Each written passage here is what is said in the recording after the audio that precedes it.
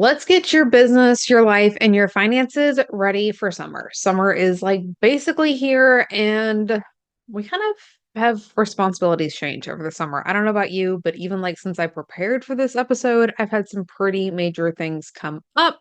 So, how can you prepare your business, your life, your finances for summer? That's what we're going to talk about today. And of course, we'll give you the action steps. We'll make sure that you're ready to go, and let's get to it.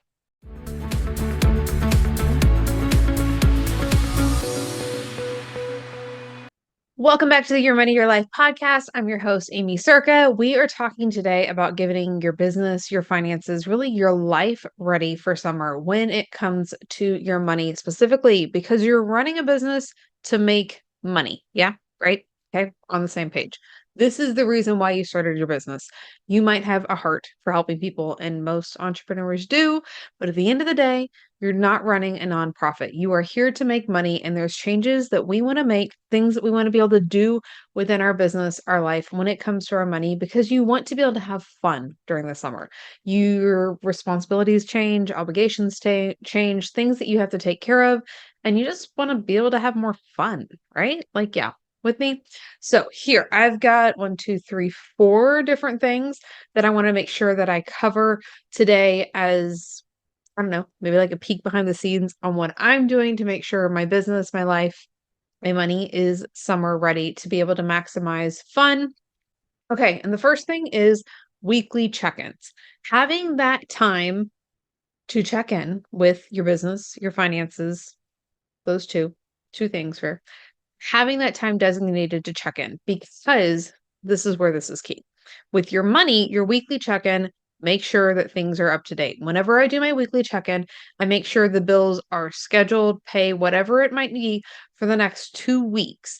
That way, things are taken care of. I don't have to worry about it. So we're staying ahead of the schedule. Again, if things come up, you're not behind.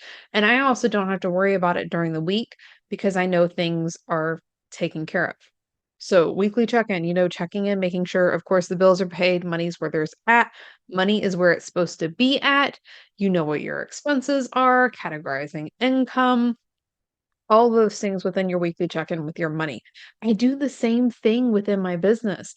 And this probably will be the next point, give you a little bit of clarity here, but I have the things that I know that I need to check in with, that I need to see, the numbers that I'm keeping track of, making sure that things are in the right spot and done and emails are ready, podcast is prepped, client like the client inbox, my inbox, those things, having the checklist of what I need to do, weekly check-ins. Some of those we're doing more frequently than weekly.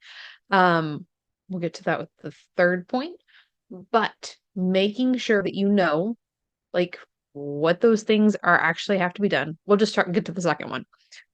Focusing more on the needle movers. We talk about this a lot inside Cashflow Unlocked, the workshop that I host. I haven't decided. We might make that a paid workshop. If you want to check it out, you can go to aimeecerka.com/workshop. But that's where we discuss the three simple keys you need to unlock your cash flow. And one of those is focusing on the needle movers. We don't need to be doing all the things in your business, especially when it's summertime and you want to be able to have more fun, right? So, what are the things that are actually moving the needle forward? What are the things that are doing that you're actually seeing results? So, how did you get your last 5 clients? What were the steps? How did they get to know you? What made them ready to buy? If it's not Instagram Reels, which for a lot of us it's not, that's a nurture piece part of my system, but it's not a growth strategy. And I know it's most often not how people make decisions. So I still do those. I do less because it's not as important, but it's fun, right? The things that I know are the needle movers are this podcast here. This takes a priority. Emailing my list, contributing and participating in different bundles, doing other collaborations, speaking in summits, guesting in communities. Those things are the things that move the needle forward in my business and do what we need to do. And of course, delivering on client material, all of those things would be a needle mover as well. So, what are the things that are actually getting you results? If you could scale it down, simplify things, I love to simplify. What are the things that are actually getting you results right now? And do more of those, less of the stuff that's not getting us anywhere. And we have to be able to really tune into ourselves to be able to do that. So it's going to take practice. And if you don't know where your last 5 clients came from, that is a really powerful exercise to go evaluate. All right. Doing a weekly check-in, knowing what your needle movers are and focusing on that. The third thing that I really lean on is systems because I love a good system. Takes less of my time, less of my brain capacity, right? You have a lot going on. Even right before I hit record here, there was something that I was like, "Oh, okay, that needs to be updated." And I went and put it in the system because if I didn't, I'm gonna forget by the time that I hit record. I know it was that I need to go update a date on a landing page, but by the time I'm done with this, I'm gonna forget. And then we're gonna waste more time trying to remember what the heck the thing was, and then things fall through the cracks. Having systems like your daily money minute. We did an episode on that recently. I'll link to that in the show notes below. If you want to check out that episode, because your daily money minute really helps with your relationship with money and staying on top of the money things. Other systems that I love, we should do a productivity series again. I think that would probably be helpful because there's so much. It's not just about being productive, it's about having the system that helps you be productive, which again, saving the brain space. And it doesn't matter like how you prefer to have things set up. These systems are like principles and how you apply them is varies on how you prefer, pen, paper, Android, iPhone, whatever. All those things. Doesn't matter. The principles are still the same of the systems that we need to have these things in place and relying on not relying on us. Other things that I lean on would be like my funnel, my email funnel, making sure that people are giving opportunities to make purchases from me, to receive value from me. All of those things are set up.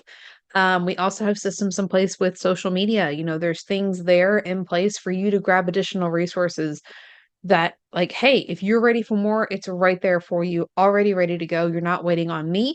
And then I can show up and answer questions, do those things, respond to people who have taken the cash flow calculator and they want my feedback on it. All of those things really the things that matter. Again, the needle movers and the things that actually take my time. That's what the systems do. So what can you systematize? Is that getting help from your kids? Is that having a VA? Whatever it might be. Maybe you can barter with somebody as well. I know I've done that before when things were like, okay, hey, I really need this, but this is not in my zone of genius. So that might be another option for you. What systems can you lean on? What systems can you create? What systems can you start to implement? Because the idea of creating a system can be a little overwhelming, but if you start to implement it just one step at a time, it's going to get a little easier and then you have more fun for this summer. Okay, fourth thing, let's talk specifically about your budget. Reevaluating what some of your categories might be. Maybe you don't have as much, school responsibilities. Maybe you're not eating out as much. Maybe you're eating out more because you're spending more time by the pool and you don't want to be cooking dinner. Whatever that might be, this is a good time to take a look at your percentages, your categories. Where are you shifting focus? What is your intention for the summer with your money? What are you looking to grow? What are you looking to scale back? Again, there's not a right or wrong here. I was talking with somebody earlier today that we had connected on social, and she was like, "Oh, I didn't realize that you were a financial coach. Like, I need your help, but I'm not ready. Like, things are just so bad right now." And hate hearing people say that because it's not. It's not a good, bad thing. Like, we all have room for improvement with our choices. And again, the choices that we've made are the choices that we've made. They're not bad. Like, it's in the past. Doesn't matter. We're just moving forward. We're doing the things that we need to one step at a time with our finances. So yes, evaluate what you've got in place. What's the step forward? What are you looking to do? Maybe you're trying to plan a last minute vacation and you're funding that from your budget categories. What are you going to shift around? What's the importance?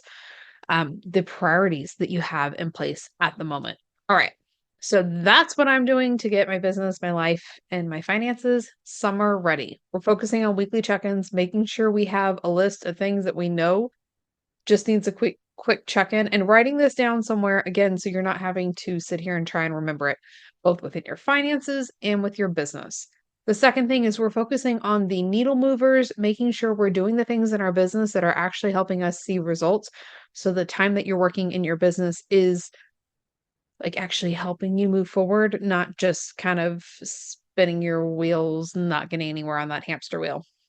The third thing was we are relying on systems like the Daily Money Minute, email funnels, productivity systems, all the things, just making sure that we are not wasting time trying to remember all the things and doing it all yourself because you don't have to do it all yourself, even if you are a solopreneur.